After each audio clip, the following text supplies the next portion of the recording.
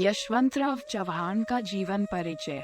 यशवंतराव चव्हाण इस महान नेता का जन्म 12 मार्च 1913 को भारत के महाराष्ट्र राज्य के सतारा जिले के देवराष्ट्री नामक गांव में एक मराठा किसान परिवार के घर हुआ था। बचपन में उन्होंने अपने पिता को खो दिया और उनका पालन पोषण उनके चाचा तथा मां द्वारा किया गया। उनकी मां ने उन्हें आत्मनिर्भरता और देशभक्ति के बहुमूल्य सबक सिखाए। अपने बचपन से ही वे भारत के स्वतंत्रता संघर्ष से प्रभावित थे।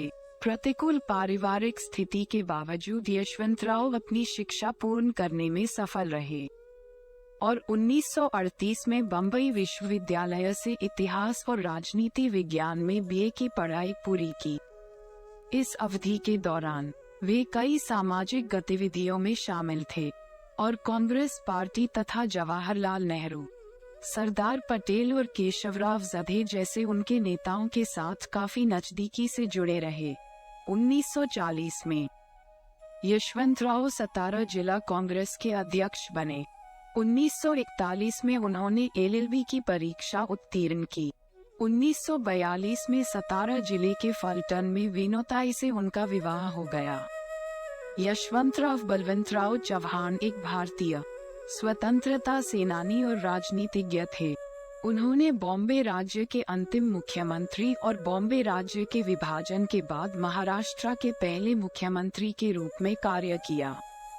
भारत के 5वें उप प्रधानमंत्री थे। वे एक मजबूत कांग्रेस नेता, स्वतंत्रता सेनानी, सहकारी नेता, सामाजिक कार्यकर्ता और लेखक थे। उन्हें आम लोगों के नेता के रूप में जाना जाता था। उन्होंने अपने भाषणों और लेखों में दृढ़ता से समाजवादी लोकतंत्र की वकालत की और महाराष्ट्र में किसानों की बेहतरी के लिए सहकारी समितियों को स्थापित करने में महत्वपूर्ण भूमिका निभाई थी। 1946 में उन्हें दक्षिण सतारा निर्वाचन क्षेत्र से विधायक के रूप में चुना गया। उसी वर्ष उन्हें बम्बई राज्य के गृह मंत्री के संसदीय सचिव के रूप में नियुक्त किया गया। 1953 में वे नागपुर समझौते के हस्ताक्षरकर्ताओं में से एक थे, जिसमें महाराष्ट्र के सभी क्षेत्रों के समान विकास का आश्वासन दिया गया था।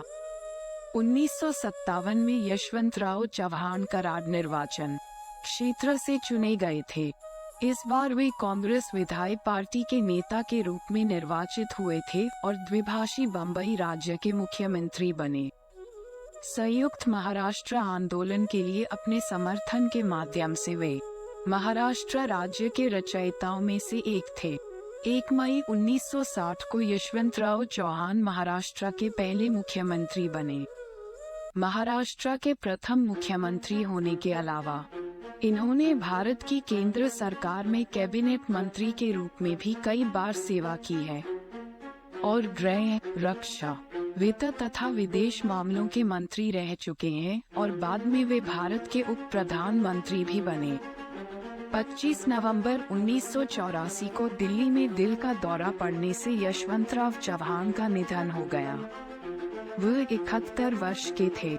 27 नवंबर 1984 को कराड में पूरे राजकीय सम्मान के साथ उनका अंतिम संस्कार किया गया।